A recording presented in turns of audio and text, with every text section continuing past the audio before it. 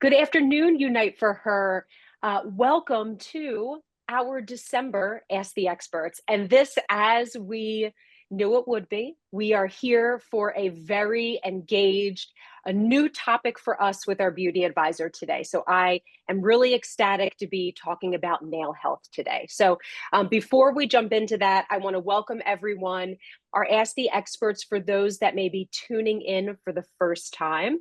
You are welcome to engage with myself and our expert today live in the Facebook chat. So feel free to share your comments or your suggestions or questions for Jolene. We'll get through as many as we can today. So for those of you that are not familiar, my name is Erin Pellegrin. I am our Senior Director of Culinary Nutrition and Education. You often see me hosting our education series with Sue each month. If you haven't checked out our video library, please be sure that you are popping in there. We've covered a lot of topics and we have so much more to come in 2025. So we've got a lot of questions from our community already. So we'll be tackling as many as we can together. And if you aren't able to join us for the entire segment, or you want to come back and rewatch this, or perhaps share with someone that you know that may learn a little bit about this topic, again, feel free to share that link from uniteforher.org/herlibrary. So today, our Ask the Expert series, we will all be learning how to be nail health experts, and we will be joined by none other than Unite for Her's own beauty advisor, Jolene Hart. So before I jump into that, I want to share my screen because, of course, each and every month, we could not continue to bring you topics and discussions and experts without the help of our sponsors. So today's Ask the Experts is presented by West, Merck, and Daiichi Sankyo, with additional support from Lilly, GSK, Gilead Sciences, Pfizer, and Immunogen, now part of AbbVie. So we are so grateful for their ongoing support, and they will continue to see us through into the new year. So a couple things to share before we jump in with Jolene, because like I said, while this is our last digital education event of 2024, we do not stop moving forward. We have so much to look forward to. So a couple quick teasers for you to keep on your radar. So number one, if you haven't joined us in years past, January, we are celebrating Plantuary, and this will be year 4. So Plantuary is our month-long initiative to help our Unite for Her community and anyone else who wants to join us eat more plants. So be sure to follow along all month long. Check out our social media for recipes and videos and engage with our entire dietitian team. And in fact, you'll be able to engage with us during our virtual hangout. So on January 8th at 5 p.m., our entire dietitian team, all 4 of us, will be joining once again for our Cooking Methods 101 Plantuary edition. So if you want to join us cooking in the kitchen, some simple and easy kitchen techniques, be sure to join us January 8th, 5 p.m. Eastern Time. Aubrey and I will also be leading our speaker series in January. So we'll be talking all about nutrition and menopause, really focusing in on nutrition recommendations. So we know so much of our community, as a result of surgery, treatment, ongoing medications, are in medically induced menopause. And the nutrition conversation is really robust. And so Aubrey and I will be joining you to talk a little bit about that, what the science tells us about how nutrition can support that stage of life, despite how someone may be getting there. So be sure to join us on January 16th at 6 p.m. Eastern Time. And then we are also tuning into Dry January, which is maybe another initiative that you may have heard in years past. It's all about foregoing drinking alcohol and imbibing in the month of January. So we will be doing our Ask the Experts with one of our medical advisors, Dr. Lucy Dela Cruz, and she'll be answering all of your common questions about alcohol and cancer. So much to look forward to in January. Follow us on social media, in our newsletter, to make sure that you don't miss anything. But as always, all of our events, like today's Ask the Experts, are recorded and in our Her library. So be sure to check them out. So, with that being said, I don't want to take any more time away from the amazing topic and discussion that we have to look forward to today. So, let me introduce our Unite for Her beauty advisor, Jolene Hart. Jolene is truly amazing. She is a former beauty magazine editor turned certified beauty and health coach. She's also the author of the best-selling Eat Pretty series, which includes Eat Pretty, Live Well, Eat Pretty Every Day. And she's got so many other books, which you may have received in your care box: Ignite Your Light, Shine On, and Well Rested Every Day. So, super successful author. And we are so fortunate to have her, like I said, as our beauty advisor. So, it is truly my pleasure to welcome Jolene Hart to our discussion today. Thank you for Hi, being thank here you so with much us. for having me. I love these beauty chats. And I As can't do believe we I. have never done a nail health topic before. So get ready. We have a lot to talk about. We have a ton to talk about. So again, if you're viewing live on Facebook, be sure to add your questions into the chat. We'll be sure to answer them as we move through the discussion. So jumping right in, Jolene, I think a good place to start is from a little bit more of a general landscape.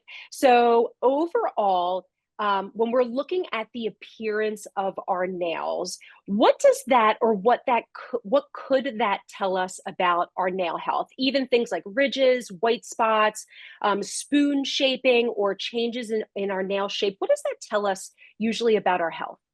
That's a great question. And I love that it just highlights the fact that, yes, your hair, your skin, and your nails can all be windows into what's going on in your body.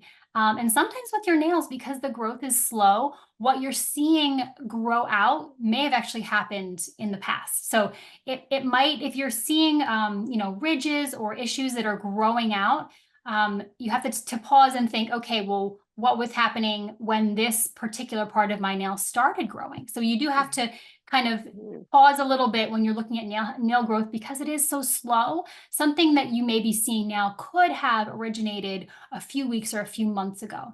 But that being said, color, shape, texture, all those things can be indicators. Healthy nails are generally pink. That's what we want to look at and see: a pink nail. If your Mhm. nails are looking more pale and they're looking abnormally pale, that could be an indication of anemia. So that's an Mm. iron deficiency or other nutritional deficiencies. But a lot of times we see Mhm. iron deficiency tied to issues in the nails. Other things you might see. So this was actually one of the questions we had someone write in about: the lunula, which is, it's a really cool name for the arc on your nail. The little white Oh, moon shape spot on your nail is called a yeah. lunula. And it starts on your thumb. It's biggest on your thumb, and it's gradually going to get smaller as you go all the way to your pinky. If you have no lunula, if your thumb nail has no lunula, if it's very small, that can also be an iron or B12 deficiency. If you're finding that you have not much of one on your pinky, that's not so much of an issue, but you want to look at the big place where it starts. So that's another little window into what could be going on with your nutritional status. Vertical ridges, so up and down ridges on your nails, which a lot of us have seen. These are usually harmless and very common with aging. So it could be dryness that's happening as your hormones shift. It could, again, be a nutritional issue, but this is much more common and normal if you see those vertical ridges. The other way, horizontal lines, and sometimes when there's a deeper groove, that has Mhm. a specific name called a Bowes line. So Mhm. BAU. And that indicates that there was an injury. It could have been an illness, a period of severe stress or nutritional deficiency. Say you were like fighting COVID for a time, and you may find as your nail grows out, you see a little ridge there. That could be a stress that your body was under. So seeing that horizontal line or groove, we call that a Bowes line. And that's just kind of an indication that something did happen that was a stressful period when your nail was growing out. Um, Wow. such cool things, right? Really interesting things to look at. The other one that's common is seeing a white spot on your nails. That Yeah. can be zinc deficiency. It's not always. Sometimes you may have just banged your nail there, right? And you have a little mark, but a Mhm. white spot can be a zinc deficiency as well. So if you also suspect, for another reason that that might be a deficiency, you can go get your levels checked and find out. It's a nice little indicator. Wow, that's amazing. And so if anyone is seeing, like, I'm thinking ridges, whether vertical or horizontal, or these white Yes. lines, or even the bows line, is Hmm. that something that as a person's nails continue to grow, they will sort of grow out of? Like, I think of, anytime I banged my nail or something, eventually it grew out, right? Yes. Is that the same with things like ridges or these horizontal lines, that it will just like continue to grow as their nail grow? Or is this something that for some may be more permanent? That's a great question. A lot of what we're talking about today is temporary. And if Okay. you correct the underlying cause, you will see a change in your nails. Now, we all know that's not going to happen this week or even this month. It Yeah. may take you until the springtime to see that your nail no longer has those ridges or that that groove has grown all the way out. But it absolutely is temporary if you correct the underlying cause. Yeah, and I'm really glad you sort of put those time frames Mm, out there so that we have a better expectation of not only thinking back, right, as we're sort of figuring out like what could have been the cause, but mhm. also thinking ahead. This isn't something that we're going to be able to fix in Yes. 3 weeks, but know that it may take you a few months, and that's normal. That is to be expected. So I think just sort of resetting expectations on timing when we think of things like nail health is so important. It is. And think about how frequently you trim your nails and how much you trim off when you do Yeah. that. So Yeah. maybe every 2 weeks you trim off, a few millimeters. And so that's how much it's growing. And that'll be an indication of how far you have to go until you see a completely new nail plate there. Yeah. Okay. Wonderful. So, if we're thinking, for our community, for those that are in treatment, how can someone best, or how should they take care of their nails if they are in active treatment or long-term treatment with a breast or ovarian cancer diagnosis, or, perhaps undergoing any sort of cancer treatment? How can they best support that? Yeah, that's a great question, and I think this applies to anyone who just wants to give their nails extra TLC and care for them well. Yeah. So it really focuses on moisture. Your nails. And when we say moisture, I don't mean water. So I want to kind of make a distinction there.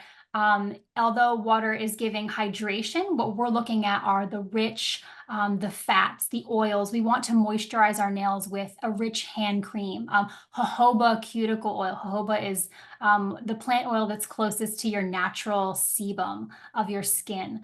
So you want to keep that area moisturized because a lot of that natural moisture is going to be eliminated during treatment, during hormonal shifts. So you want to be putting that back in, especially during this time of year. You Mhm. probably notice in general in the colder weather, as the dry forced air is in, heating is in your home, you're drying out anyway. So double down on that moisture. It also really helps just to keep your nails kind of clipped short and neat. Mhm. Unless you have a wedding coming up or special occasion, you probably don't want to go for the long manicured nails right now. You want to keep them to a place where they can be protected, avoiding any kind of infections or issues there. You just want to keep them kind of in protected, care mode. And that might involve wearing gloves when you're doing things in the house, like washing Mhm. dishes. When you're in the garden, you want to make sure you really minimize your risk of infection and also minimize the time that you spend in hot soaking water. That right there could, because your nails are Yeah. so porous, that water can weaken nails, even though it might feel like, oh, I'm giving them a nice soak. Your nails absorb water 100 times faster than your skin. So think about Wow. how quickly that's picking up water, making them more porous, and that leads to weakening and making them more brittle. So you want to really, if you've never done like gloves or done a little extra TLC for your nails, now is the time. Just do it and buy a really nice hand cream or cuticle oil and do that before bed. Just make it part of your routine that feels like caring for yourself, and your nails are going to get that extra little bit of love that they need. Uh, Yeah. And you know what? I think that's something that maybe many of us sort of know in the background that we should be, doing that little extra at right. night, wearing our gloves. This is such a good reminder. But also, even thinking about, the holidays and cooking and cleaning and hands in hot dish soap. Like maybe we really need Mhm. to be wearing the gloves, right? Like, I mean, I never ever wear gloves when I'm doing dishes ever, and my hands pay for it. And I They think that's a do. really great point that you bring up. I had no idea that our nails were that much more porous than our skin. It really makes you Yes. think. It does. And you think about soaking as being something that's like pampering and luxurious. But Yeah, this time of year, I know personally, I'm washing my hands so often, they're already very dry. So yeah, any extra soaking in hot water is they don't even really need much to push them over the edge to being extra dry and brittle. So yeah. it's a good thing to think about. Lots of moisture. Skip the artificial nails, glue on nails during treatment and for a few months after, because your nails are weakening and Hmm. you want to give them time to rebound as they grow out stronger again. If you think about what's happening during, for example, chemotherapy, so we're stopping the growth of cancerous cells by interrupting that cell cycle, but it's Hmm. systemic. So we're also doing that for the healthy cells that would be growing our nails, our hair, skin, nails, and our gut are those fast growing That's cells, right. right? That's right. Quick Yep. turnover. So we see those changes. Also a shift in your hormones during that time can be responsible for some of that extra dryness and the changes you see. So it's common for your nails to darken. They could be extra dry. They might feel a little sensitive or itchy there. That's all normal, but hopefully with those extra steps of the moisturizing and taking care of them, you can, reduce those effects. Yeah, absolutely. Good reminders for all of us, especially this time of year, and just to make that part of your routine. Yeah. So I know, 'tis the season for, although you just mentioned, foregoing the glue on or the artificial. But we got some questions about, is it okay to get manicures, pedicures during treatment? If a person does, what should they know? What should they look for if they decide to just get a manicure, pedicure at baseline, whether it includes an artificial nail or a gel nail or not? What are your recommendations for that? Yeah, that's a great question. So generally, and likely your doctor has talked to you about this, it's generally not recommended to do salon mani-pedis, and that's because of the infection risk. So as Yeah. long as you know why that is and where it's coming from, then you can find ways to make this safer or judge by your level of comfort with the facility and the technician that you use. So Hmm. there are ways to make that safer. You can bring your own sterilized tools and your own nail polish and have them Hmm. just be yours, right? Love that. You can ask for no cutting of cuticles. So this is where the risk of infection really spikes because you're potentially having little cuts around the nail Yeah. where an infection can begin. So if you say, or if you ask, please just push my cuticles with the orange stick only, no cutting, that's another way to make that process safer. Um, Asking for and making sure you have a freshly sanitized pedicure tub if that's what you're going to do. But in general, it isn't recommended. So it would be for a special occasion. It would be in a place that you feel especially comfortable with the lowered risk or with a technician who understands that this needs to be, everything needs to be sterilized. But a lot of it you can do at home as well. So you can do a great at-home manicure, a great at-home pedicure. There are tons of polishes that I'd recommend. Water-based polishes are super gentle. The thing with nail polish, and I know we've talked about this before in other beauty segments, you're not going to find like organic nail polish because this is a polymer. It's a lacquer. You're coating your nail. It's not something that's going to be like plant-based, for example, or come from nature. So we Right. already have to just say, okay, if we're doing our nails, we already know this is not going to be like an organic treatment, but yes, there are alternatives that are much, much safer that we can make sure that we're choosing out there. So water-based polishes are one. There are other like very particular systems like Dazzle Dry, which is one that kind of mimics the durability of gel without some of the negatives of gel polish, and a much safer formula. So if you are a nail devotee and you're like, I can't go without my nails and I need to have this done, it makes me feel beautiful, makes me feel uplifted. We want that for you. We want you to have those alternatives. So you absolutely can do these things at home and just take care in your processes. Don't cut your own cuticles, push them, do the, make sure everything is going to be lowered risk of infection, even at home. You want things to be sanitized. Yeah, I love that. And I love the point that you brought up of, even if you are going to the salon, maybe you're investing in your own set and you're bringing that with you. That may be something that perhaps a lot of people that are watching today didn't realize was an option, right? So like putting those control mechanisms in Mhm. place to reduce risk of infection. I mean, I think that's a really great safeguard. Yep, you can do it even after your treatment. Mhm. If you feel more comfortable that way, it's a great way to just make it more personalized for you. Absolutely. I love that.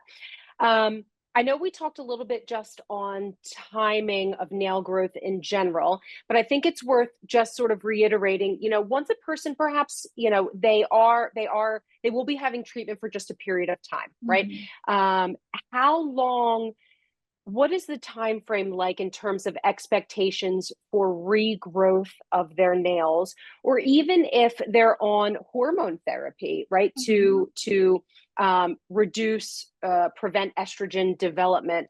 Mhm. What can they look forward to in terms of nail regrowth timing?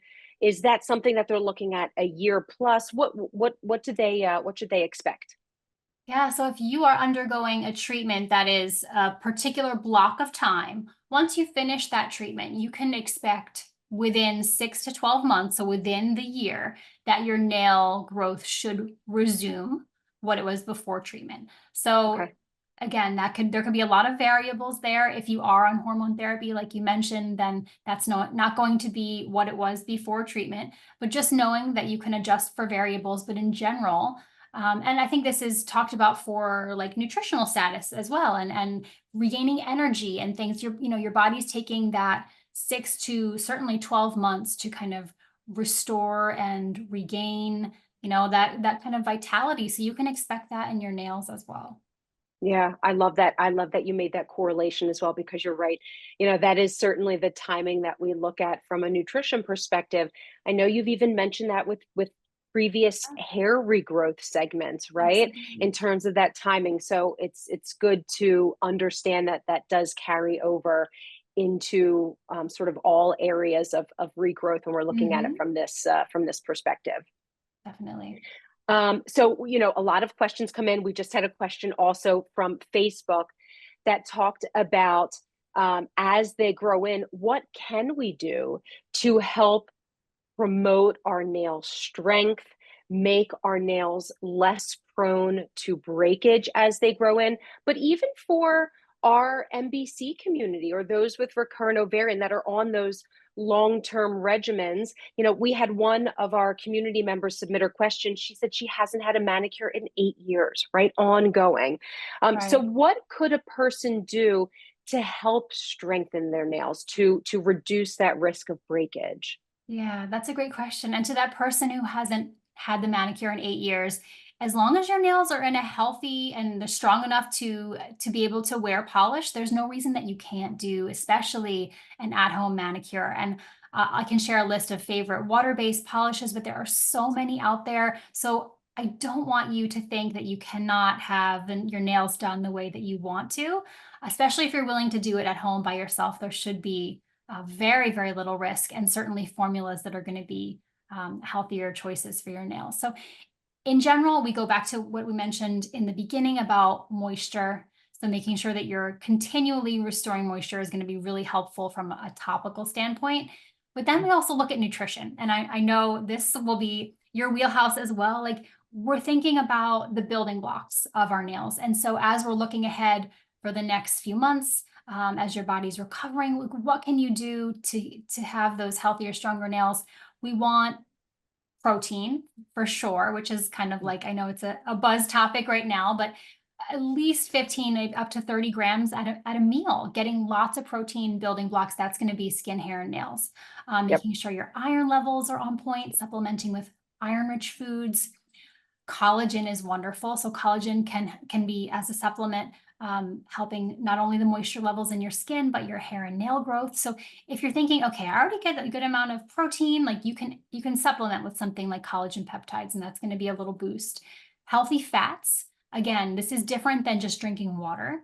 So Hmm. healthy fats, the avocado, the raw nuts and seeds, coconut, fatty fish, all of those things. That's going to be supporting the skin, not skin cell, the cell membrane. So I'm used to saying skin because I'm always talking about skin, but blocking in that moisture by having a stronger cell membrane. And that's what keeps the moisture in. So you want to make sure you have those good fats in your diet. Yeah. Beyond that, people do look at biotin for its benefits. So there are foods, I like to get biotin from food sources rather than supplementing real high amounts, which there are a lot of like biotin gummies out there that are really tempting. Instead, do almonds, avocados, chard, your pastured eggs, your wild salmon. Those are going to be biotin rich foods, and they're going to give Love you that that. synergy of nutrients, right? Like, so you're not just hyper isolating one nutrient. I know you're nodding your head because this is like what you're always sharing, but I love this. Yeah. you want to Yeah. get all No, of you're that right. together. Yeah. And also I recommend just doing a little check of your gut health too, because coming out of a treatment, coming out of a stressful time, how are you digesting? Look at mealtime. Are you chewing well? Are you relaxed? Like, this is part of being able to absorb that nutrition, and that really does play into what your skin, hair, and your nails receive, because sometimes they're the last places that are actually going to be getting that nutrition when our body is using it for essential processes. So you see the difference. You see a lack in those places. So making sure that you're getting that nutrition, and topically, babying your nails with moisture, with castor oil or jojoba, those two things are going to go together. Yeah. If this is long term and you want to do something else, you can look at a nail hardener or a nail strengthener. There are products out there that are specifically formulated to, for example, be like adding silicone for flexibility to your nail.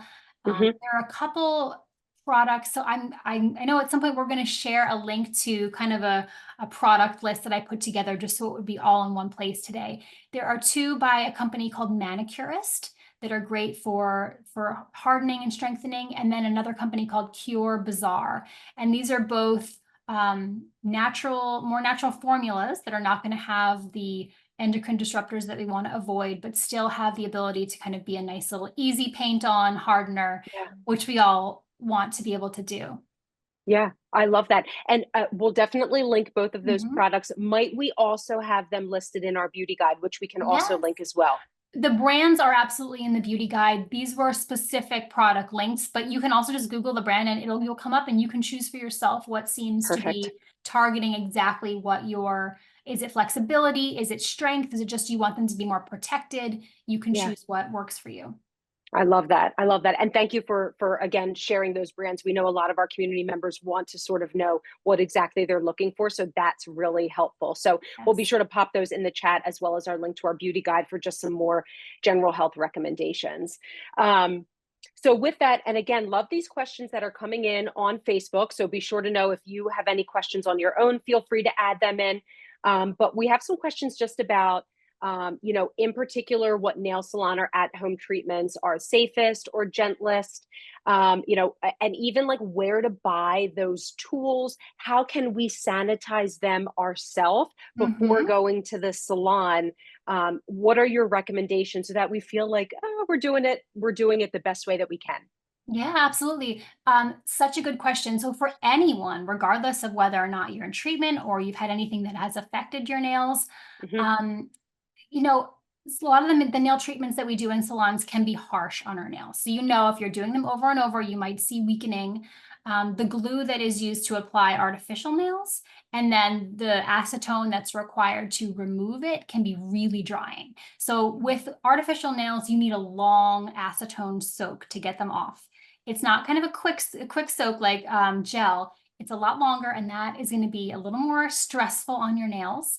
And Okay. if your nails are already fragile, that's where damage can happen. So that in particular, like the acrylic nails, that Hmm. I feel like I recommend for nails that are just feeling a little stronger, a little more durable, and are up for it, right?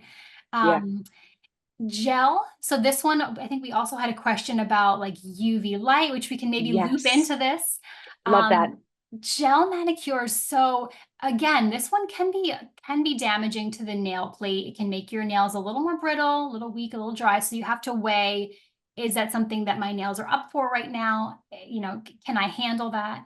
Again, you're going to use acetone to remove a gel manicure, and that can damage the nail. It can, you know, even damage the surrounding skin and irritate that. And when Hmm. you are curing gel nails, most of the time you do need to use the UV lamps, or now they have LED lamps, but it depends on the formula you're using. And if you're doing the UV lamps and you're sitting there for about 2 minutes, it's only a little bit of time, but over time, repeatedly, that's going to give you an increased risk of skin cancer there on your Hmm. nails. So Hmm. just so you know that we all know UV light exposure, whether it's from the sun outside or from a concentrated dose in a gel lamp, is going to give us a little increase in skin cancer. So you can apply sunscreen to your hands before your appointment. You can wear, they have special like fingerless gloves I've that you can seen them. use. I've seen this. Yeah, those gloves. I love that option is available. Yes, exactly. I mean, Wonderful. we're Okay, thinking did I about, lose you? okay, No, how we're can still we here. be smart about this and just protect ourselves a little better?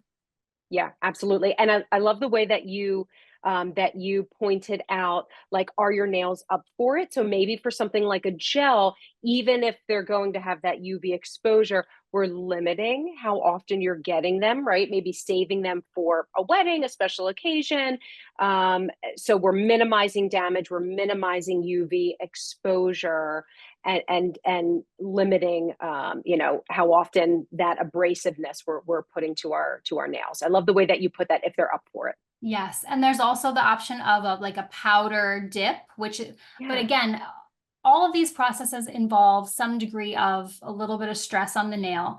Um, if you do love gel and if you love gel and you're thinking of wanting to have that durability of something that lasts quite a number of weeks on your nails, I have to recommend Dazzle Dry. Again, it mimics the durability of gel without using the same chemical process. So it makes it safer for the body. And this is a great one if you are someone that just loves your gel nails. You can actually do it at home using their system. And I really recommend that if you're ingredient conscious.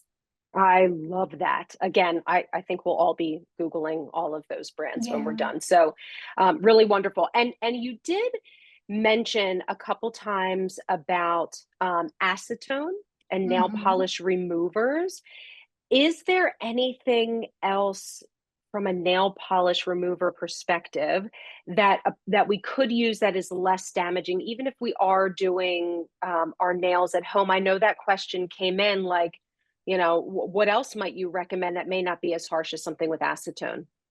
So some companies make their own proprietary remover to break down their product. So you can always Okay. look for that. If you're using a product that has it's more of a natural product, they probably have their own remover. You Yeah. also can look for an acetone-free remover, which will break down nail Mm. polish without using the acetone. It can still be drying, it can still be irritating to sensitive skin, but it's not going to have that acetone effect. So you can absolutely look for those.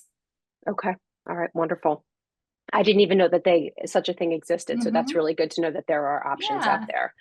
It all depends on what your Um, formula is made of and then what will break it down. And then if you're uh, using a water-based polish, a lot of those you can actually just peel right off the nail and it oh, doesn't require any remover at all.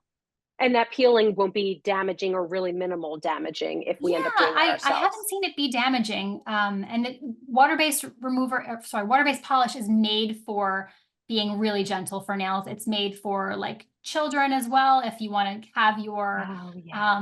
have a child or a grandchild experiment with nail polish, look for a water-based. There's lots of cute ones. Piggy Paint is one, and Klee is another one, and Uh-huh. they're really non-toxic, and you can just peel them off when they're done, so they don't need to use remover. I love that. I love that. So even as an option, on a special occasion, again, we have that really lovely polish. Maybe we Yeah, keep it on for a few days and it's easy to come exactly. off. So I love that. Wonderful.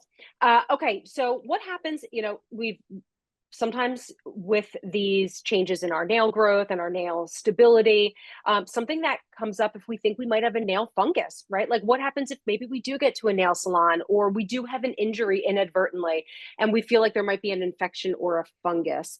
What should a person do? Yeah, that's always really jarring. Like imagine you take off your sock and you see a little bit of yellowing, a little cracking, a little splitting. Those are signs that you could have a nail fungus. And this Yeah. can be common at home using tea tree oil diluted in a carrier oil. So another like plain oil, like a jojoba or an olive oil can be really nice, or a neem oil. Those are two antifungal oils that Hmm. work very effectively. There are a lot of other antifungal oils that just haven't been studied, and we don't really know if they're actually strong enough to work. So I would stick to one of those two, tea tree or neem. Or you Hmm. can see your doctor for an antifungal treatment. We know those are easy to come by, they work quickly. And if you like want this to be cleared up stat, go ahead and get an antifungal treatment, and you can spot it right on your nail and that'll take care of it. Oh, that's great. Okay, good. So they can just put something, Mhm. right in the affected area. Exactly. Good. Okay, going back to that, I forgot to bring this back up again. A question from Facebook about buying safe tools and how to sterilize them. I mean, Yes. is that like a tool set? Could I get at like a CVS or like a pharmacy? Should I be going somewhere? Can I buy it online? Is there a place to go, or would any sort of tool set work? I guess any would work in theory. You want to Yeah, find something that's going to be sharp enough that it cuts cleanly. Like I could right. see if you maybe bought a lesser quality set, and one of the risks might be that it's not going to be give you like a clean cut. You don't want anything jagged. Obviously, I mean, you can also file, but I guess that might be one downside. But in general, like nail clippers are nail clippers, and if you find ones that you like, you can stick with them. You can sterilize them with alcohol. You can also sterilize tools, boiling them in water. That's always a way to sterilize. So whatever you're comfortable with. Hmm. And yeah, and in general, having a nice file. So I like to do like a glass nail file is a really nice one to treat yourself to. Hmm. Having you can even do a glass like cuticle pusher if you don't want to do the orange Yeah. stick. And those are Yeah. things that you can easily sanitize and reuse versus if you use one of the wood sticks, it's a little harder to sanitize because the wood is like more porous. Right. So those are easy to keep in your little toolkit at home. And yeah, there's so many options. They often come in like little cute pouches now, so you can have your Yeah. own dedicated set, bring it with you Yeah. to the salon. They're easy to when you travel. So there's Yeah. so many cute things out there, but yeah, easy to come by and they're inexpensive. Yeah. And I guess that's where it goes if investing in good quality, right? This is something Sure. that you're going to be using often. You want to have good longevity, a stainless steel set, if that Yes. is something that is rigorous and strong enough to take the sterilization, to take the regular use, definitely something that is of interest that may be worth doing a little bit more research, investigation, spending a Mhm. little bit more, but knowing that you'll get so much more out of it. Absolutely. And you can always tell when your nail clipper is a little dull and it's just, it's Absolutely. time for Yeah. another one. It's time for something that's sharp and that does the job cleanly, and that will prevent some of those the cracks and the splitting, especially if your nails are already weakened. You don't want to have any of that. Yep. Absolutely. Okay. So I think just a good round out again. So to end, and so that we can all remember how to be nail experts this year, I feel like I need to not show my hands because I've got some work to do at home, Jolene. Thank you very much. Oh, But again, if we want a good basic nail care routine that we can all do at home, what would those steps be? yes. So cut with your nice and sharp clippers, gently file, moisturize your nails and your cuticles. You can apply strengthener if you want. You can buff your nails if you do have some ridges. You can buff them gently. Um, I have to be honest, I was always guilty of like needing to let my nails breathe. Did anyone ever Yeah. say to you, like, my nails need to breathe? Yes. I'm the person that likes my nails to breathe, but Yeah. that is not true. Your nails receive their oxygen and their nutrients from your bloodstream, not from air exposure. So Wow. that's a personal preference, not an actual biological need.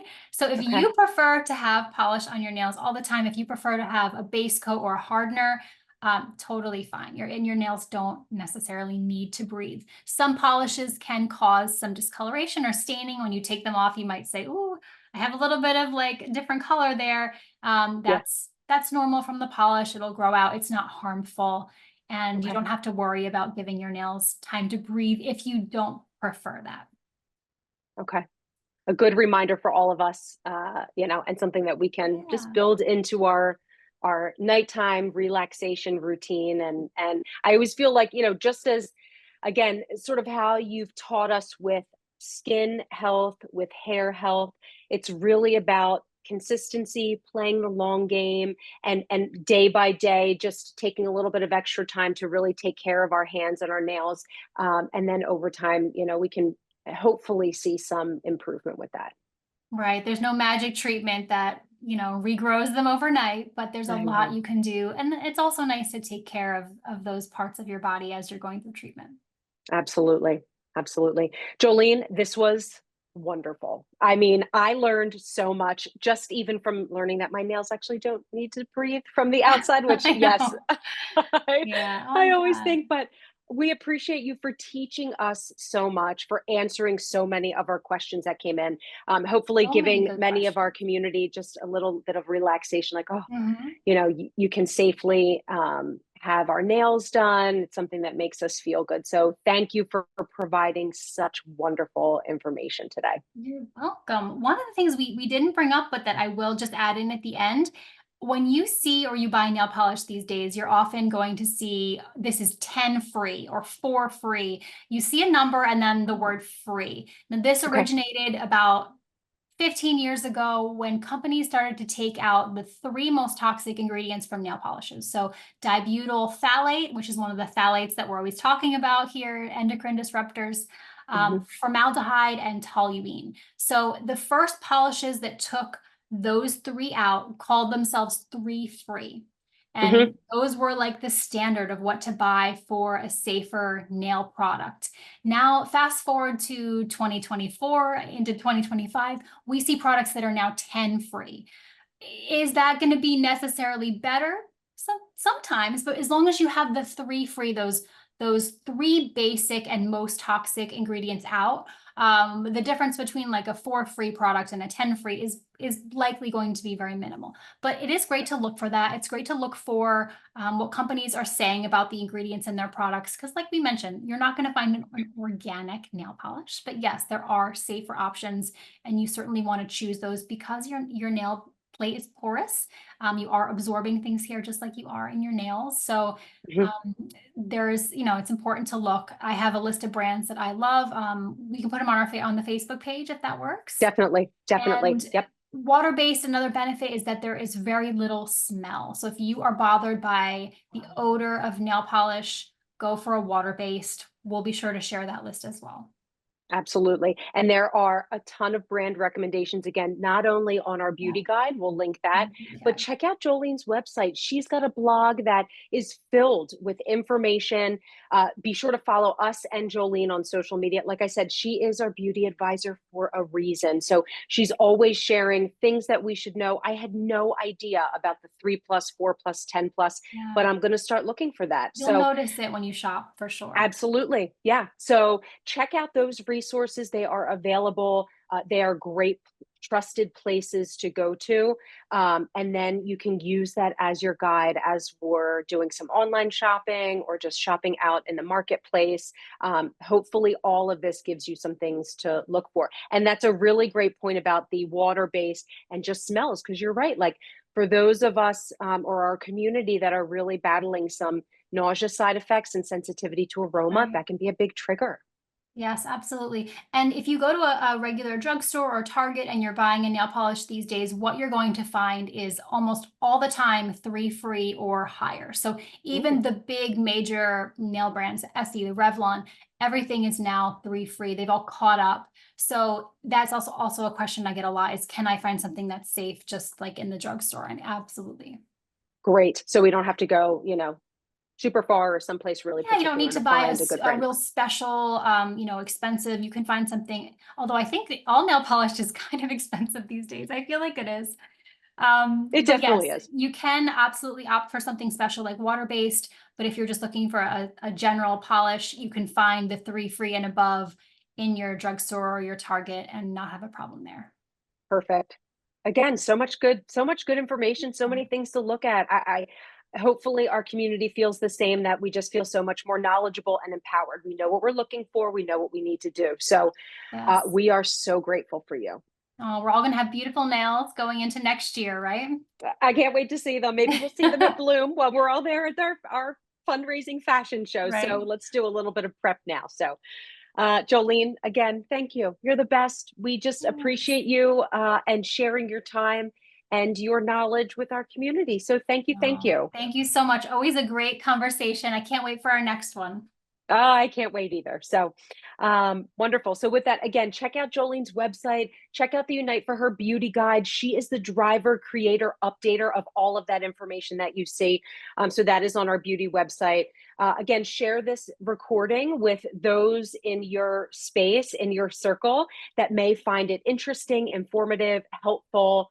It will all be available on our Her library. So again, I want to give a big thanks to our education sponsors. Today's Ask the Experts was presented by West, Merck, and Daiichi Sankyo. And of course, we have additional support from Lilly, GSK, Gilead Sciences, Pfizer, and Immunogen, now part of AbbVie. Hopefully, we will see all of you in January for Plantuary, our virtual hangout on January 8th. We have our Ask the Expert at the end of the month on the 30th about alcohol and cancer.